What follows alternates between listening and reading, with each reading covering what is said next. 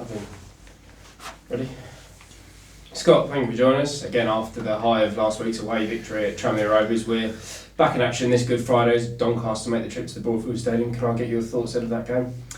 Yeah, a game we're looking forward to. Obviously we're at home, so that's always a good thing. But a game we're looking forward to because I think it will be a really good game. Two teams who are in form. And two good teams in my opinion. I think that after watching them this week, I've been really impressed with them. Play really good football, real strong possession-based team, similar to ourselves in many ways. Grant McCann's done a fantastic job there. I think that he had probably a tough start to the season. But having said that, I think he had or suffered with a lot of injury problems. But they've got players back slowly now, and you can see that they're a good side and probably in a false position.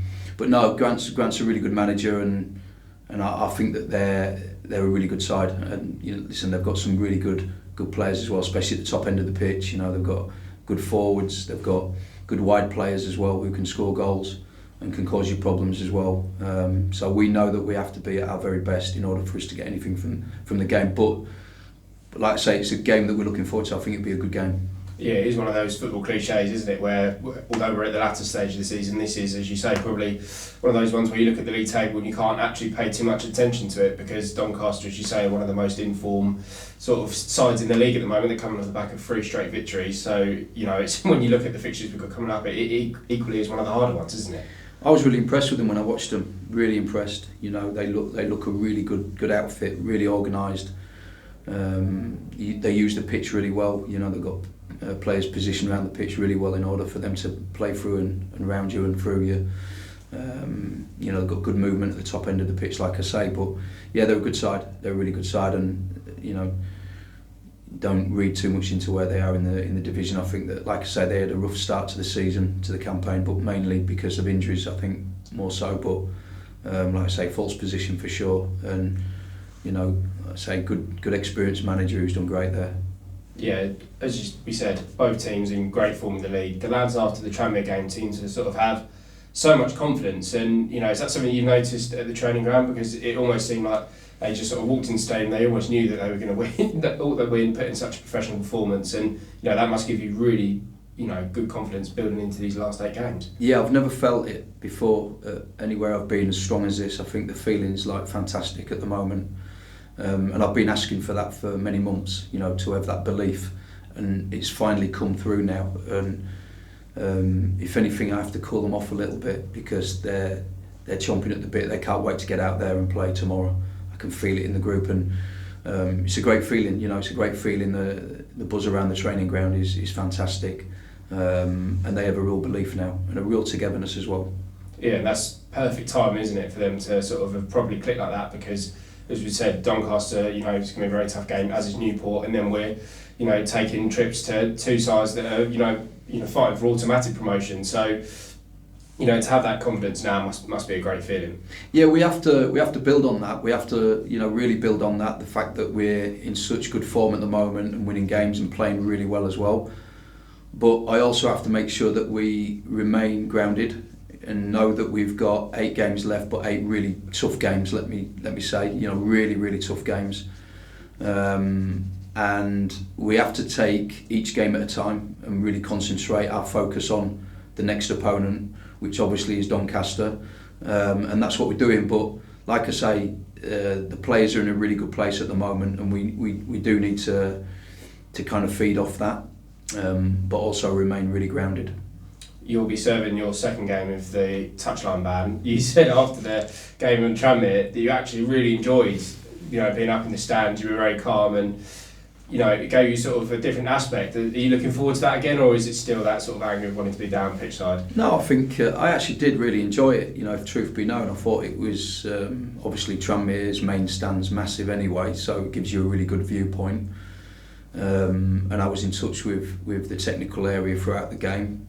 Not loads, might I add. I didn't feel that the performance needed for me to be on the phone all the time.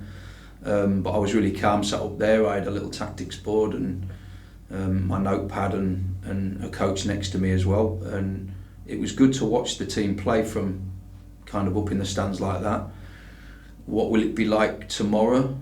Hopefully the same. Hopefully I'll feel that same calmness. Of course the main stand here is not as big as Tranmere, so I'll probably feel a little more closer to the pitch than I did at Tranmere, which I'm hoping will keep me calm anyway, and I hope that we see a good spectacle. Yeah, I suppose it's naturally obviously not what you would think about at the time, but looking back at it, that almost gives you an insight as to what the fans can see during a game, which is something that managers aren't used to. So Tranmere was a great example because, as we said after the game, we played some really nice football. So that must have pleased you as well, that you know, from that angle as well, how great it looks and, you know, how much we've improved over the past year. Yeah, I do watch all the games back, so we do watch it from a camera angle anyway after the game sort of thing, so we do kind of get the same view, you know, obviously afterwards, but like I say, I think the performance was really good at Tranmere. I didn't have to feel any anxiousness because of the way we played. But, you know, I think when you are in that technical area, you become more of an animal to want to win a game aggressively, you know, because you're down there with the guys, you feel like you're part of it, and you want the players to see an energy from you down there, and of course you can't have that same manner about you when you're sat in the stands. You've got to be calm or you get chucked out. Yeah, fans were excellent at Tranmere, have been excellent on the road. This Friday, it should hopefully be no different. We've got a sold out Broadfield Stadium. We've actually gone on sale this morning with 550 tickets that we've taken back off of Doncaster, so we're aiming for a record league attendance.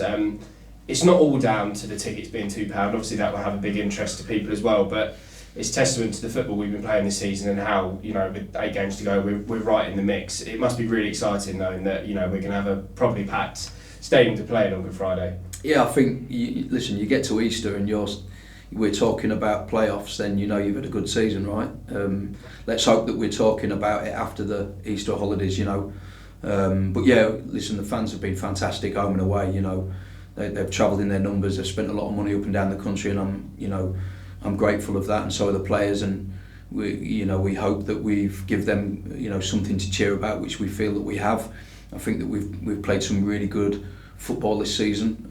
We've scored some really good goals this season, and, you know, long may that continue, and hopefully, you know, with the 8 games left, that we have enough points on the board to continue the season for a number of weeks, you know, a couple of weeks, you know, into the playoffs.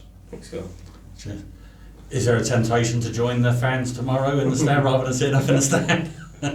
Yeah, probably, but no, listen, I've got to remain professional and watch the game, you know, from a tactical point of view, and make sure that I do my job properly. And yeah, let's just see where that takes us. Yeah, absolutely. Going back to the players, you're saying you have to feed off the confidence at the moment, but obviously keeping grounded. How difficult is that to manage? Or with this group of players, is it quite a simple job? I think it's a good problem, because I've been asking for them to believe in themselves for long enough now, and I felt that they've probably not really showed that all season until probably the last 2 months. And when they start looking at what we've got left and what we can actually achieve, there is a real belief amongst the group. But like I say, we have to really respect what we've got in front of us, which is 8 tough games. Starting on Friday tomorrow, you know, that tough game, really tough game, and we'll be really respectful of them. But we know what we've got to do, and, you know, the players are really focused. Yeah, and it seems like it took a while to actually get into the playoffs. You were there and thereabouts, but you finally got in there last weekend. Is there a different pressure now that you're in that position and you've got to stay there? No, not really, because we're not supposed to be there anyway. We were supposed to be in the bottom 2, according to a lot of people, so we've got no pressure on us at all. I think, if anything, we build our own pressure, because we know what we want to do and what we want to achieve. But, you know, you see probably teams nearly every season come from nowhere and end up in that last playoff place. I'm not saying that we are going to be that team, obviously we want to be. But you see it year on year. I remember a couple of seasons ago, Bristol Rovers, under Joey Barton, you know, early part of the season didn't start off particularly well. In fact, probably up until maybe January was probably in the bottom half of the division. ended up getting automatic, I believe, that season, and went bang, bang, bang, you know, towards the back end of the season, went and won an unbelievable amount of games straight off the bat, and got automatic promotion. So it just goes to show, you know, these last games, anything can happen. You know, there could be a team from mid-table come from nowhere and make a challenge. You know, we've just got to make sure that we really concentrate and focus on what we've got to do. And I'm sure with the 8 games left, and I'm sure with what we know we can achieve, I'm sure we can get there. And with the quick turnaround for Monday's game, I know you're quite meticulous in watching games, watching the opposition. Have you been cramming Newport in as well, or do you not wait? Do you wait still till after the Doncaster? No, so I've mainly focused on Doncaster. However, I did spend a bit of time on Tuesday watching Newport, because I wanted to make sure that if I am going to rotate it around, who's better suited to play in what game. Right. So I think that was probably the first time that I've done that throughout my managerial career. I usually just focus on one team at a time, but and don't get me wrong, I have totally focused on Doncaster, but I did spend some time on Tuesday to look at Newport briefly. But that will be done mainly on Saturday, where after obviously Friday's game, I will spend hours on Newport and making sure that we get that right as well. A few late nights this weekend then. Yeah, always. Yeah, and with the squad, where are we? Any news on Liam and Dion? Yeah, so Liam and Dion both trained, as did Ben Gladwin today, with the squad. So there is a chance that at least maybe 2 of them could be included in the squad. Excellent. I'm saying could be included in the squad over the weekend. So whether it's Friday or whether it's Monday, we'll have to wait and see. Excellent. Thanks, Scott. Thank you. Cheers.